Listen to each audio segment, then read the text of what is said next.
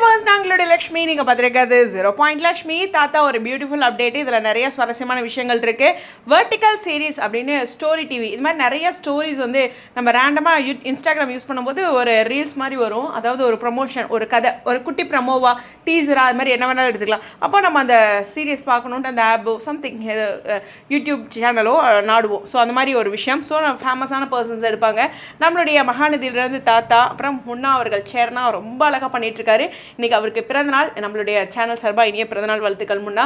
அப்புறம் சிறகடிக்க ஆசை ஸ்ருதி இருக்காங்க. இது மாதிரி நிறையா நமக்கு தெரிஞ்ச ஃபேம்லாம் இருக்கும்போது அந்த ஸ்டோரியில் அவங்கள அந்த இடத்துல இமேஜின் பண்ணி அந்த நம்ம ஸ்டோரியை கேட்குற மாதிரி இருக்கும். இதுதான் பொதுவாக இந்த சீரீஸோட ஸ்பெஷல். தாத்தா இது மாதிரி நிறையா பண்ணியிருக்காங்க, நிறைய பேர் பண்ணியிருக்கிறாங்க. நான் நிறைய செலிப்ரிட்டிஸ் அது மாதிரி பார்த்துருக்கேன். ரொம்ப சர்ப்ரைஸ் ஆகும். உண்மையுமே சொல்லணுன்னா நிவின் கூட இது மாதிரி ஒரு சீரீஸ் பண்ணியிருந்தார். ஓகேவா? ஸோ அது பார்க்கும்போது நான் ரொம்ப வித்தியாசமாக பார்த்தேன். ஏன்னா அந்த ஸ்டோரி வித்தியாசமாக இருக்கும். ஸோ அவர் கொஞ்சம் ஹார்டாக இருக்க மாதிரி இருக்கும் அந்த ஸ்டோரியில். ஒரு பவர்ஃபுல்லான பிஸ்னஸ் மேன் அந்த மாதிரி ஒரு இது நீங்கள் பார்த்துருப்பீங்க. நம்ம எந்த பிரபலங்களை ஃபாலோ பண்ணுறோமோ அந்த பிரபலங்களோட ரிலேட்டடான இந்த மாதிரி சீரீஸோட ப்ரமோஸ்லாம் நம்ம பார்ப்போம். தாத்தா இது மாதிரி நிறையா செலிப்ரிட்டிஸ் வந்து மற்ற டைமில் இது மாதிரி பிஸியாகவும் இருக்கிறது ஹாப்பியான விஷயந்தான்.